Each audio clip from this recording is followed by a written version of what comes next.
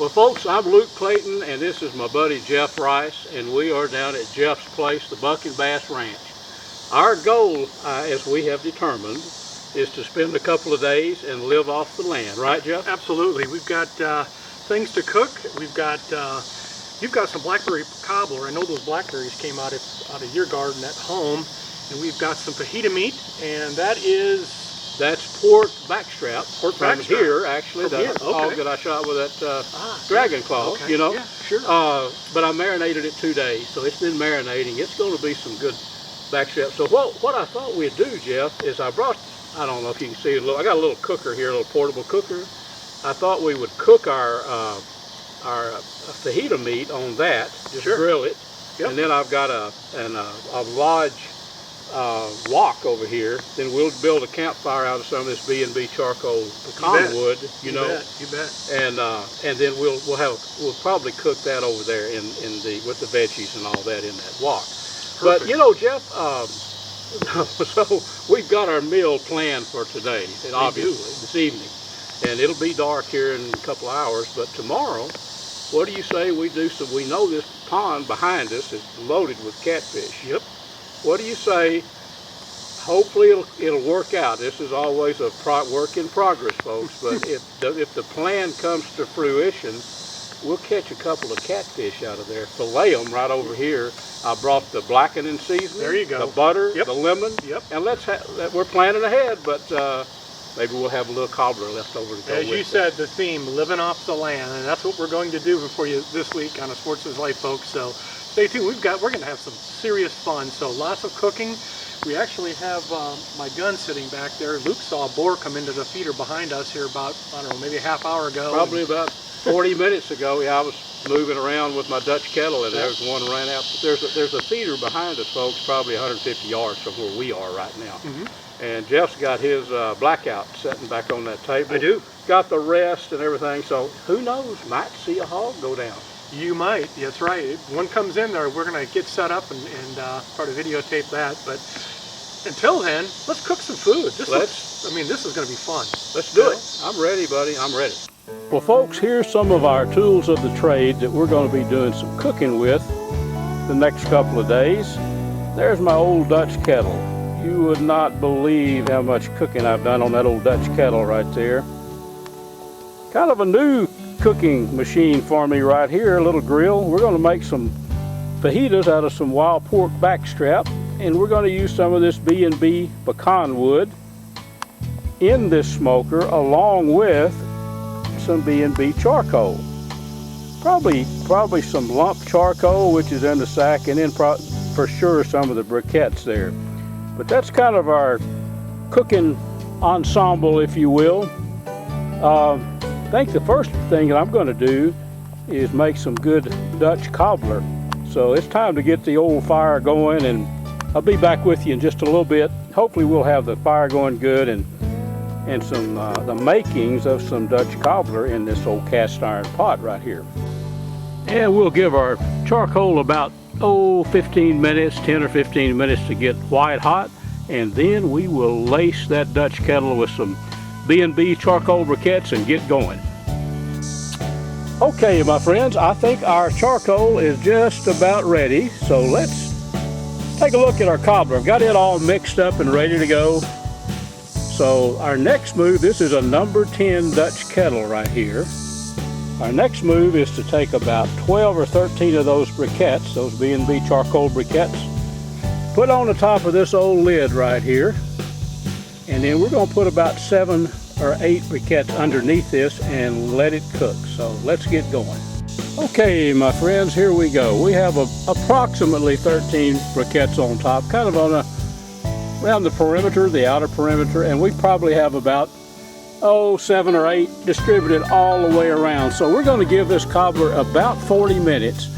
Now I'm going to rotate that whole Dutch kettle about 45 degrees, turn it just a little bit in about 15 minutes, so we won't, in case there's a hot spot, so we'll avoid that. So in just a little bit, this thing is going to start smelling really, really good. You'll see a little steam come up. Those briquettes will burn a long, long time, the B&B charcoal. Dang near twice as long as many briquettes that I have used in the past. Well, folks, here is Mr. Jeff, and Jeff, you're going to do some testing for us on this blackberry cobbler. I am. I think I've already took all that B&B charcoal off of it, so you wouldn't have to worry about that. Jerk that. Here we go. Oh my goodness! Oh, wow, look at that. It looks right. Let's look at that. A little of that. Oh yes, folks, if you could only be here, we're going to have it for you. Boy, that looks fantastic. I think it turned out good, buddy. Oh yeah. We cooked that I cooked it about 40 minutes. I actually had it going before you got here, you know that. Well, I say we just reserve that. We'll cook us some fajitas now. Yep. Some wild pork backstrap fajitas, and then we'll have fajitas. And later, our dessert is ready. And that old Dutch kettle, Jeff, will keep everything nice and warm for later. I'm ready. All right, let's get cooking. Okay, folks, here's our marinated pork. Had them cooking for a couple of minutes. All I want to do really is kind of sear them and get some smoke. I've got some of that B&B wood, actually pecan wood, down in there.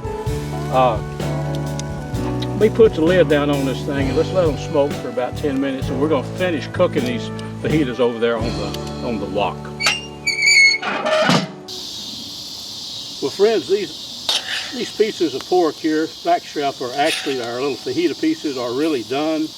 Cooked them in the smoker, but we're going to sizzle them here a little bit in this wok, and then we'll add our vegetables. Come back and give you a look at that. That's some done pork, but we want to make it a little bit more crispy. We'll cook it for a couple of minutes over this.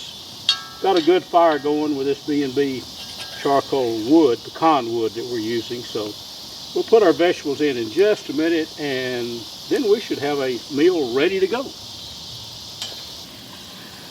I'll tell you what, something about cooking on a wood fire. I don't know if it takes me back to my childhood or what, Jeff, but man, I tell you, these would be good cooked inside on the electric stove, but just something about the wood smell, the smell of that wood smoke. I tell you what, as they say, we both heard, I think the terminology is, it don't get any better than this. Well, buddy, food is always better, especially this kind of stuff at camp. Oh yeah, absolutely no question about it. Well, I've got our garlic. I put about 3 cloves of garlic. Got all this set up here. The vegetables already chopped, onions, and instead of bell pepper, actually I've got some poblano in there. Beautiful. Yeah, so that'll give it a little bit of spice, but you can see that meat is... Let's take a look at that. I'm going to get a close-up of that meat. Yeah. I wanted to get it a little bit. You can see that sizzling along there. Look at that, folks. That is what camp is all about. Let's see what we got here. Oh, yeah. That's some of that old wild pork, Jeff. Yes, sir. I don't see how people eat it. Do you? No? Is wild pork any good? You ever been asked that question? No. I will tell you, my friend, it is one of the best meats there is, in my opinion. I absolutely love wild pork. Cooking at camp, oh man, Jeff, it's all, to me, it's all about prepping. I mean, this is ready to go. It's time to put our veggies in. Garlic, everything is. I've got some cilantro in there cooked up or cut up. Yeah, buddy. We're gonna let that saute a little bit, and I don't think you can see those little garlic pieces there. Yep. Oh yeah. Fantastic. Just let that cook a little bit. Camp cooking, my friend. That's right. Excellent. Yeah, let's let those Those go a little bit. I think those something other than jalapeno or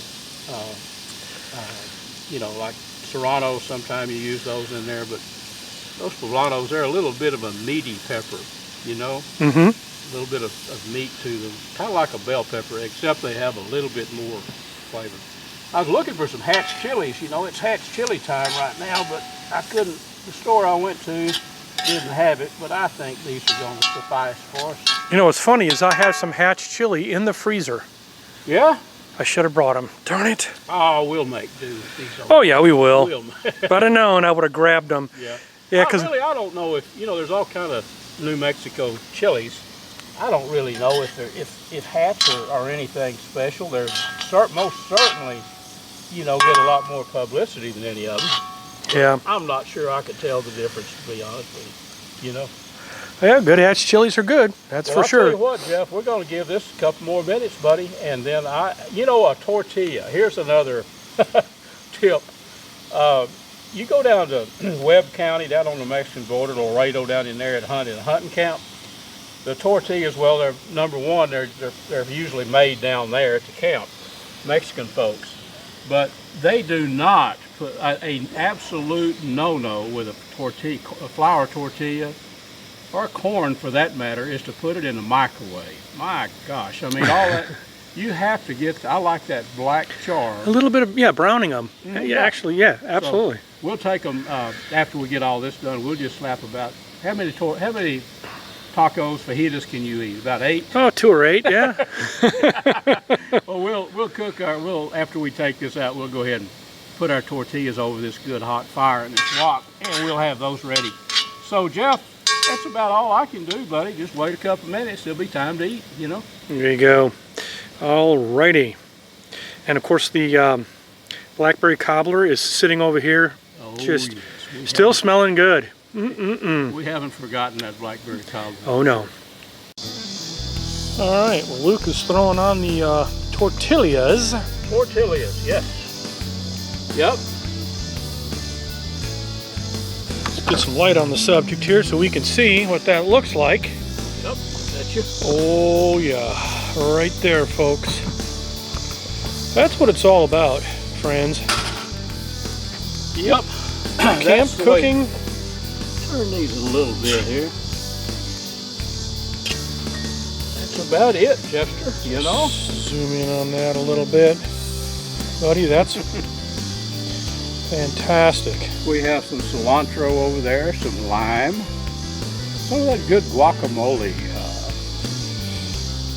salsa or whatever to put on it. So I think they're going to be edible. I believe you're absolutely right.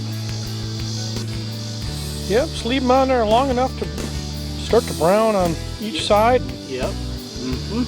That's how it's done. That's it. On the open fire. Yep. No microwaves involved. No microwaves at all. Negative. What an absolutely gorgeous night. I'm telling you. We've got the sun setting behind us here. Well, I guess it is already set.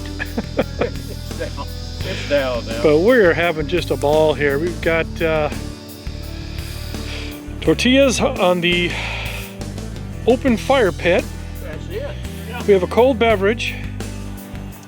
And real world wild hog fajitas too. Oh yeah, it doesn't get any better than that. Wild hog meat, folks, if you've never had wild hog meat, you need to try it. One of my favorite meats in the world. Yep. I love chicken, I'll be honest. I'm a chicken guy. But boy, I can tell you what, give me some of this pork all day long, this wild pork, this wild hog, I'm all in. Oh, buddy, have a plate, my friend. Let's do it like this. This could be, we will go ahead and ladle some of this over here. Oh, yeah. Right here. Ooh, look at that.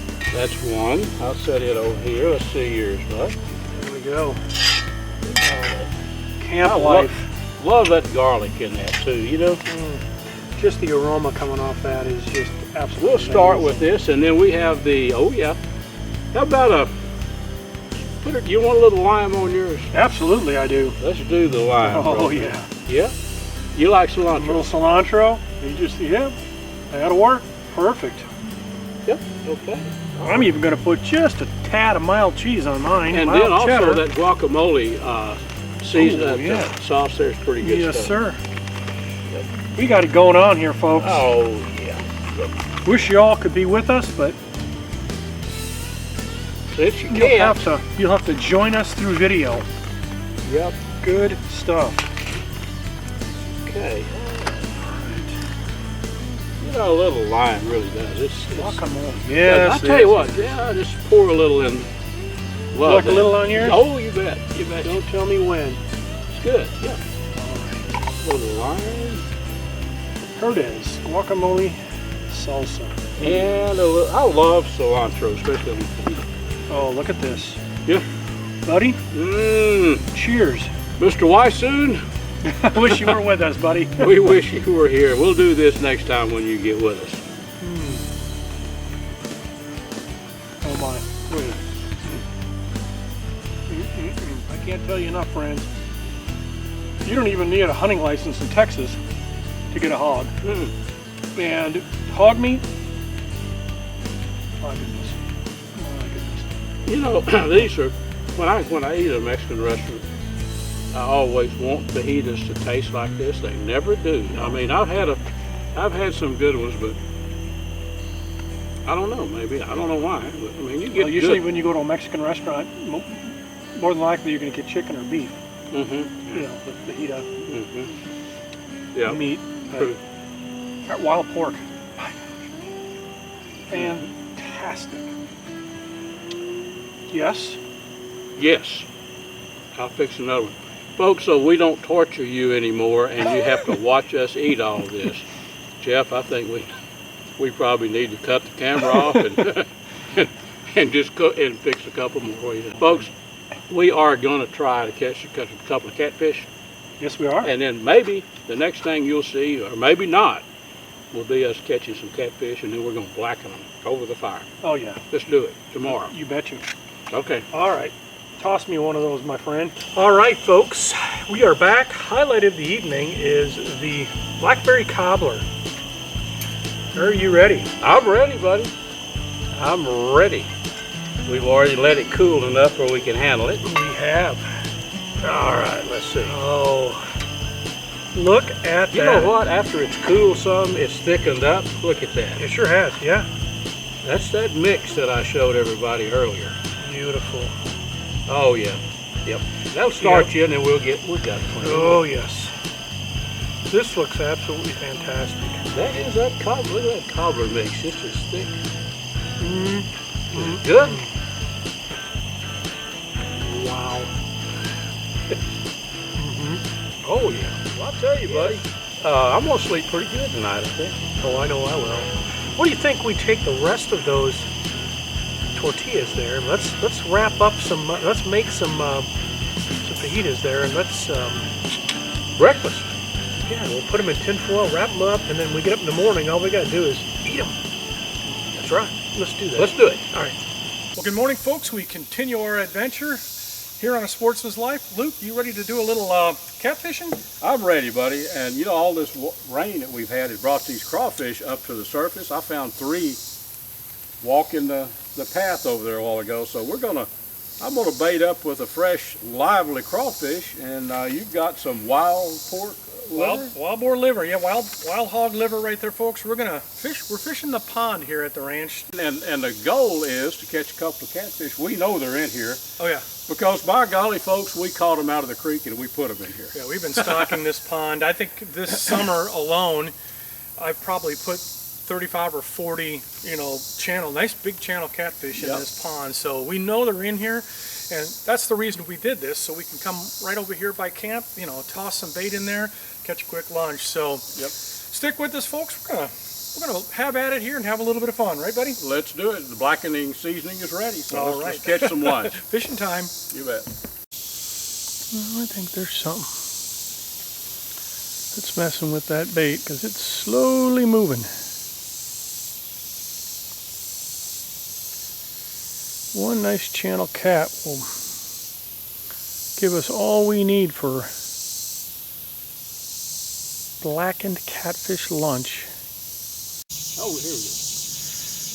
There it goes. Let's get him this time. Oh yeah. Oh yeah, buddy. You got one? Oh yeah. Well, that's what I do. This is a better fish too. You're on film, aren't you? Oh yeah. Get it, buddy. Oh, that's a channel cat, man. Yes, sir. Don't lose him. This is called lunch, if we can get him in here. Yeah. There's our lunch, man. Yes, sir. I know they're in here. All right, here we go. Ready? And let's get him. It's a pretty one. Let's get him in here. All right, friends. Here we go. This is what we came for right here.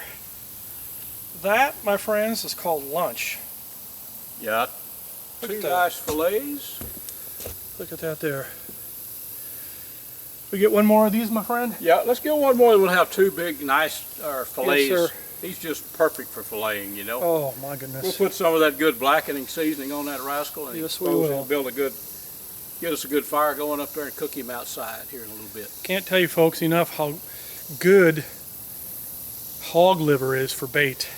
It's about as good as it gets, really. I mean, it's built-in blood.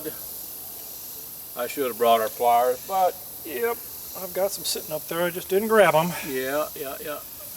We'll get it out. We'll get it going.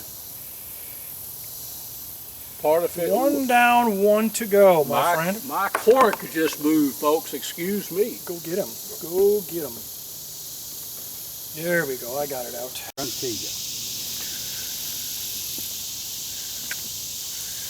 Yes. Well, we got him on, whatever it is. Don't think it's as big as the last one, You but got a good bow in it. They seem to be up over in there. here we go. Bullhead. Woo! Well, I better go over there now and abandon ship here and get my fire going, bud, because Okay. it's all. I'll leave it. You want me to leave it baited for a minute? Yeah, toss it in there, Out that way, you know, just in case. just in case we get one last fish. I got to get that fire going, or it'll fizzle out Yep. on me. Nope, get her going and I'll be up shortly. All right. I'm gonna catch one more for us. Okay, get one more. All right, folks. Well, Jeff's just brought us some fillets up. Our catfish caught just enough for a nice mess, and then some blackening seasoning. This is Cabela's blackened. What's it called? Open season. Get a big old shaker of this for not much money. Where some of those little blackening seasonings cost you quite a bit. So anyway, I just seasoned one side of the fillet. Slap it in. I've got some butter in this skillet, and then I usually just season as we go. Season the bottom side, put that in there. Jeff's got this cut in some nice little pieces. Slap that in there. Oh, this is going to be really good. And the smell of blackening fish is just amazing. Get some more of this all seasoned up and ready to go.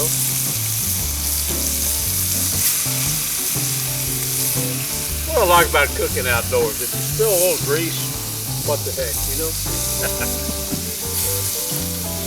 So we have that, we got our seasoning on there, and it won't take a very long time to get this done either. I'm gonna zoom in on that, Luke, because that is amazing. Yeah, I'll get over here and get my spatula. That'll be the next thing, and then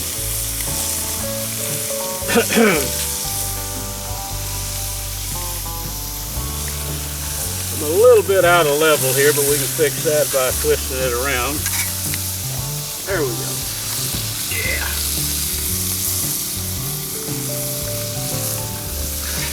You know, this is a little bit of an altered method of cooking, of blackening fish. That up in Saskatchewan, we were up there and had the seasoning.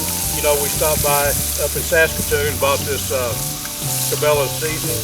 So we ate a lot of fish while we were up there, and instead of the normal way of getting that skillet white hot and then blackening, put a little butter in there, you know, kind of saute it in the butter.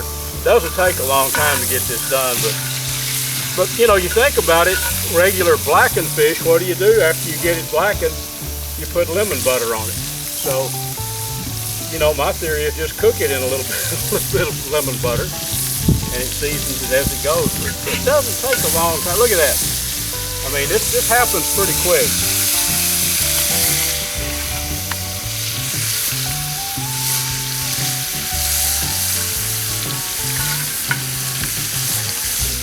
Looks pretty good to me, buddy. Yeah, it's gonna be A-okay. A nice fillet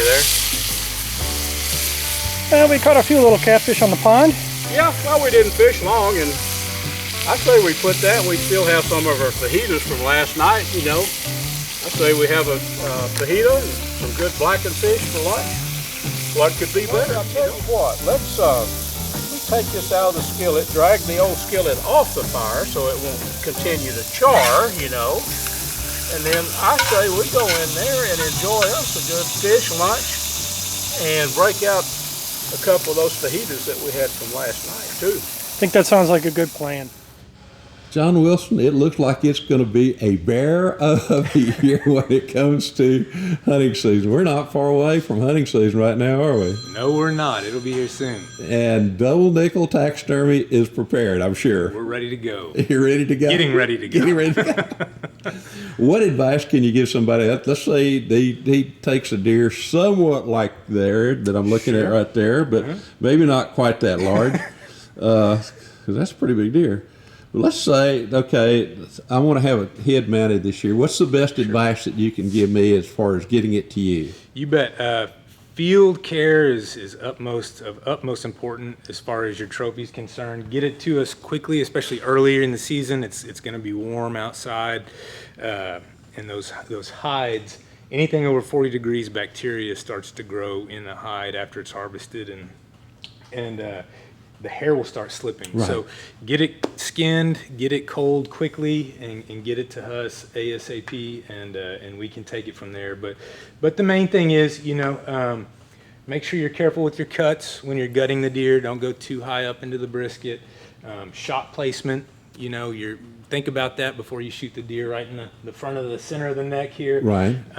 All those little things will come into play later when we put the animal back together for you. So all those preventative measurements will pay dividends.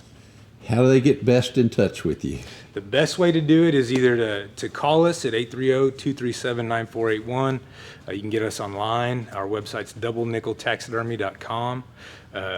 Facebook, Instagram, we respond to that as well. Give me that number one more time. You bet. It's 830-237-9481. Thank you. If you want a quality mount, right here is where you want to come, to Double Nickel Taxidermy. Thank you, John. Thank you. Remember to watch us next week right here on A Sportsman's Life. And a special thanks to these fine sponsors: Air Force Air Guns, B&B Charcoal, Dallas Safari Club, Hornaday, Pyramid Air, Taurus Firearms, Sightmark, Smokin' Tex, Snap Lock Hunting Blinds, TRHP Outdoors, and Striper Express.